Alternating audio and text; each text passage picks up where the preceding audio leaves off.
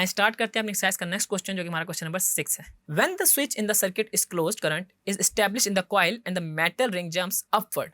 Y कि आपके सामने एक डायग्राम बनी हुई है, आप देख सकते हैं इसमें कि अगर हमारे पास जो मेटल रिंग है वो जिस जगह पे हमने इसको प्लेस किया और जो ही हम स्विच को क्लोज करते हैं तो वो रिंग जो है अपवर्ड की तरफ जर्क होता है।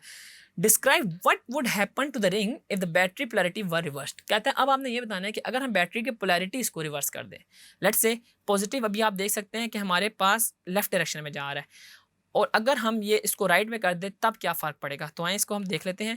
When the switch in the circuit is closed, current is produced in the coil. ये चीज़ आपको पता है। As the result magnetic field is set up in the coil and core. This changing magnetic field induces a current in the metal ring which produces its own magnetic field, and both magnetic field repel each other, so the metal ring jumps upward.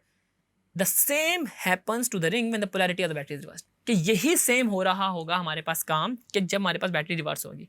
यानी कि अगर मैं simple words में बताऊं तो कुछ इस तरह का बात है कि जब भी उसके अंदर से करंट आएगा तो करंट रिंग में से भी पास होगा। जब रिंग में से पास होगा तो रिंग अपनी मैग्नेटिक फील्ड को खुद प्रोड्यूस करेगा। जब रिंग अपनी मैग्नेटिक फील्ड को खुद प्रोड्यूस कर रहा होगा और इंडक्टर की अपनी भी मैग्नेटिक फील्ड होगी, तो ये दोनों मैग्नेटिक फील्ड एक दूसरे को रिपेल करेंगी, जिसकी वजह से हमारे पास जो रिंग है वो जंप कर जाएगा।